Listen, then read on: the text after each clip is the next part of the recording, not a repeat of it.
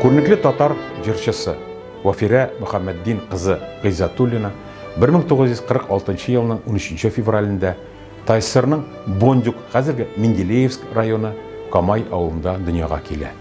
Мәктәпнең 8-нче сыйныфыннан соң Алабуга мәдәният агарту училищесының китапханә бүлегендә укып, хезмәт юлын Тухан авылы китапханәсендә башлап җибәрә. Шунда хор оештырып, аның солисты була. 1965 елда Казан музыка училищесын, 74 елда Казан консерваториясын Валентина Ласико вокал классы буенча тәмамлый. 1974-75 елларда Муса Җәлил исемендәге опера һәм балет театры, 75-94 елларда Габдулла Тукай исемендәге Татар дәүләт филармониясе, 1997-2001 елларда Татарстан дәүләт телевидение һәм радио компаниясе солисты буларак иҗат итә. 1978 елда атаклы композиторыбыз Нәҗип Җиһанов белән бергә Эстонияда уздырылган РСФСР әдәбияты һәм сәнгате көннәрендә Татарстан вәкиле буларак катнаша. Людмила Зыкина, Валентина Толкунова, Алла Пугачева, Ренат Ибрahimov, Геннадий Хазановлар белән бер сәхнәдә чыгыш ясый.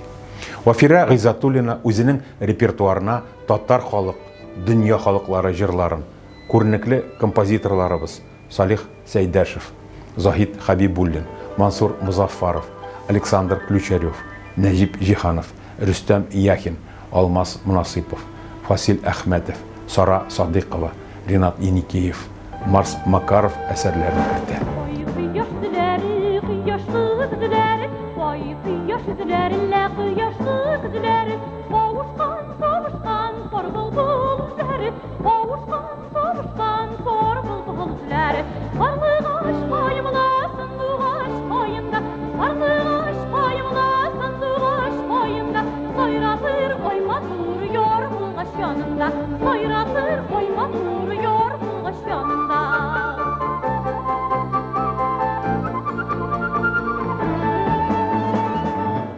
Аның соло концертлары арасында Өмет, Тормышым һәм бәхетем җырларда, Горурлык һәм мәхәббәт, Тукайның 100 еллыгына, Салих Сәйдәшевнең 90 еллыгына, Саҗидә Сөләймановага, хатын-кызларга багышланган программалар аерым урын били.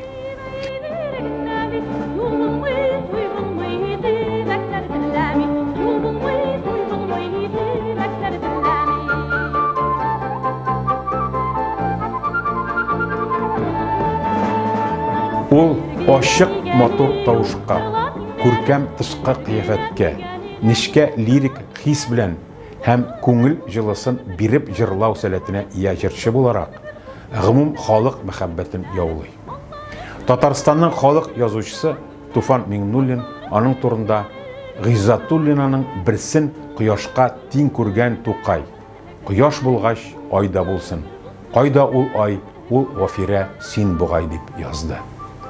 Җырчы илебезнең Карпаттан алып Камчаткага кадәрге шәһәрләрендә һәм күп кенә чит илләрдә Австрия, Германия, Польша, Төркия, Америка Кушма Штатлары һәм Кубада гастрольләрдә була.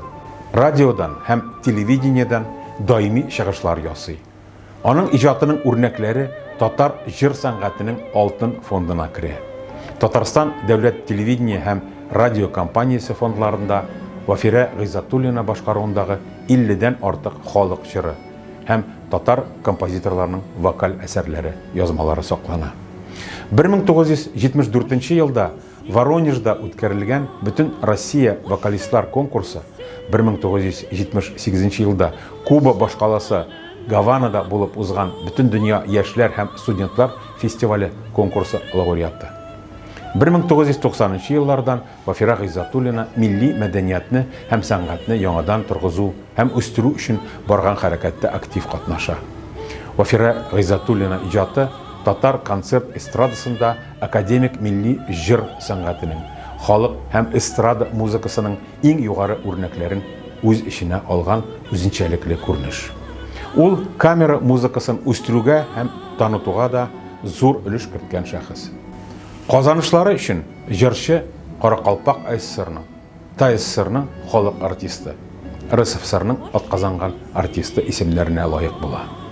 Кызы Камилә сүзләренә караганда, Каракалпакстанның халык артисты исеме бирелгәч, аңа шул республиканың мәдәният министры вазифасы тәкъдим ителә.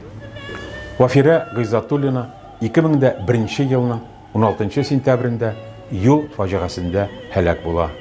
Жәсәде туган авылы зиратында җирләнә.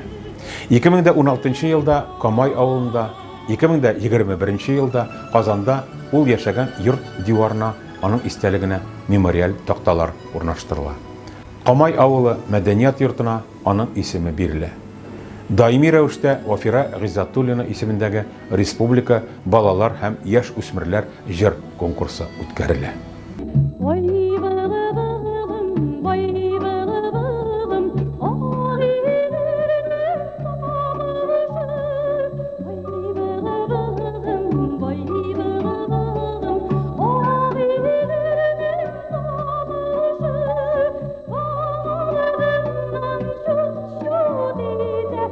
Sandu